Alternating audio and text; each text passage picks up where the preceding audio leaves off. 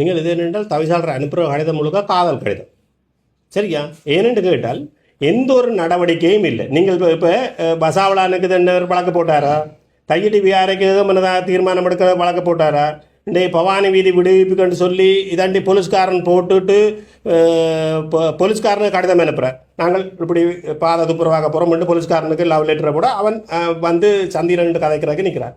ஆகியால் அவன் என்ன செய்கிறான்? அவன் பழக்க போட்டு இன்றைக்கு கட்டளைக்காண்டு எத்தனை மாதமாக போகுது. அதே நேரத்தில் ஒவ்வொரு இந்த ஊடகங்களில் பார்த்தன் நீங்கள் வழக்கு போடலாம் தானே.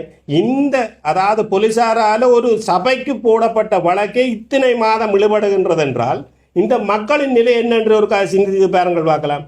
என்ன நான் சொல்கிறேனே, இராணுவமும் போலீஸாரும் தான் சபையை நடத்துகிற மாதிரி இருக்குது. நாங்கள் வெறும் 2 உறுப்பினர்கள். சரியா? இந்த முறை சபையில் சண்டை பிடிச்சா சட்டம் அதிபருக்கு அனுப்பணும். நாங்கள் போலீஸுக்கு முதல் வழக்கு போடுவோம். எங்கள்கிட்ட விடயத்தில் போலீஸ் தலை விட வேண்டிய அவசியம் இல்லை. சட்டம் அதிபருக்கு அனுப்ப சட்டம் அதிபர் ஆமாண்டு இப்போ இந்த சட்டம் அதிபர் இங்கே அனுப்புறது. அப்போ முழுமையாக நீங்கள் விளங்கிக் கொள்ளுங்கள். ஏன் இராணுவ முகாமுக்குள்ள 5G டவர் பூட்டப்பட்டிருக்கு. சரியா? 5G tower பூட்டப்பட்டிருக்கு. 2 இடத்துல பூட்டி ஒரு இடத்துல இராணுவ முகாம் அகற்றப்பட்டாச்சு. 5G டவர் என்னண்டு மின்சார சபை அந்த 5G டவருக்கு மின் இணைப்பு வழங்குறது. நான் இது தகவலறியும் சட்டத்தின் மூலம் மின்சார சபையை கேட்டால் இன்று வேலை பதில் இல்லை. அதே நேரத்தில் கமல்ல சேவை திணைக்களத்தில் மண்பிடியத்துக்கு போட்டு 14 நாளைக்குள்ள வந்து அங்கே களவில்லை. ஆனால் இன்று 8 மாதங்களுக்கு மேற்பட்டும் பதில் இல்லை என்று சொன்னால் இதில் ஊழல் இருக்கின்றது. ஏனென்றால் ஆவளை சுடலையில் சபைக்கு தெரியாமல் தவிசாளர் நிறுவப்பட்ட 5G டவர் தான் இன்று ஊரணியில் இராணுவ முகாமுக்குள்ளே இருக்கு. அப்போ நான் சபையில் 2 முறையாக சொல்லுகின்றேன், உடனடியாக மின்சார சபையை மின் இணைப்பு ஏனென்றால் சபையின் அனுமதி இல்லாமல் கோபுரம் அமைக்கலாம். உடனடியாக மின்சாரத்தை நிப்பாட்டு. அப்போ கள்ளர் வழியில் வரவிருந்தார் டவர் ஆர் பூட்டுனாட்டு. இப்போ ஆமிக்காரன் தனக்கு டவர் தேவைண்டா தண்டை விட்டு கரண்டில் கொடுக்குறது. மின்சார தனியாக கொடுக்க தேவையில்லை தான். இது நாங்கள் ஒருங்கிணைப்பு கூட்டத்தில் கேட்க அர்ச்சனா ராமநாதன் அவர்கள் சொல்கிறார், அது கவரேஜா ஒரு கதையை கேட்க விடுதில்லை. சபையில் இப்போ ஒரு இடத்துக்கு நாங்கள் ஒரு பொது இடத்துக்கு வந்திருந்தால் மக்கள் என்ன விடயத்தை சொல்கிறார், அதற்கு என்ன தீர்வுன்றதை காண வேண்டும். அதே மாதிரி சண்டலிப்பாயில் மக்களுக்கான சந்திப்பில் இந்த வீட்டு திட்டம் இந்த காணியற்றவர்களுக்கு காணி வழங்குவதற்கு 592 பேர் 15 இருக்கணும். அவைகளுக்கு காணி இங்கேருந்து கொண்டு போயிடலாம். அப்போ எங்கே காணி பலாலி விட்டால் கொடுக்குறோம். இப்போ உண்ட காணிக்கு பிரச்சனை, கல்லறிவாடை குத்துப்பாடை எல்லாம் இருக்குது.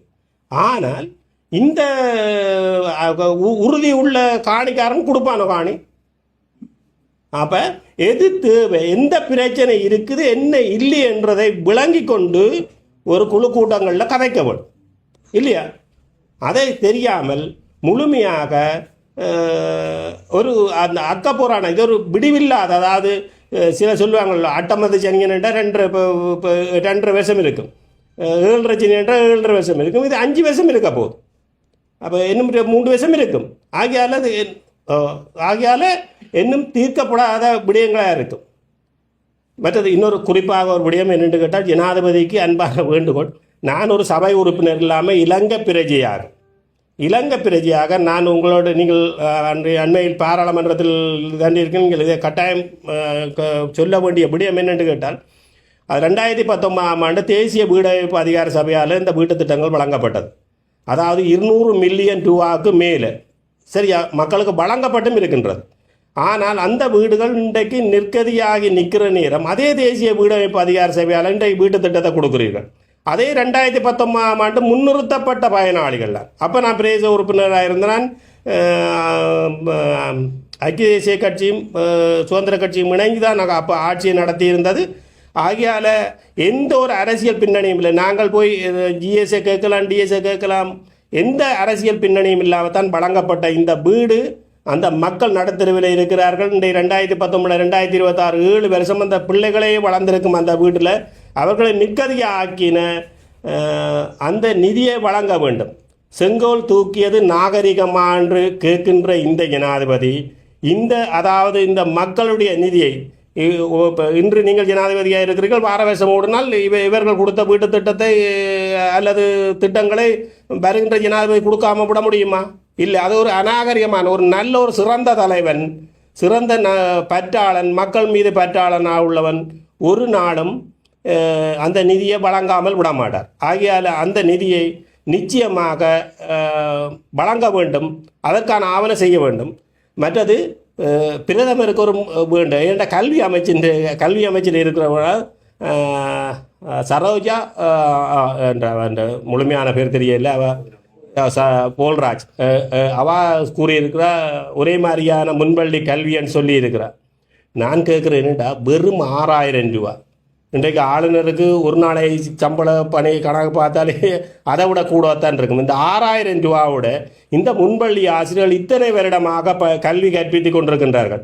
நீங்கள் அவர்கள் கடைசியாக போகும்போது, அதாவது ஓய்வு பெற்று போகும்போது, நீங்கள் அண்ணாந்து பார்த்து படுக்கைக்குள்ள, அதாவது அரசியல்வாதிகளும் ஆளுநராக இருக்கட்டும் எல்லாரும் அண்ணாந்து பார்க்க கொழும்பிலே ஒரு வீடு இருக்கும், அங்கே பேங்கில் நிறைய பேலன்ஸ் இருக்கும்.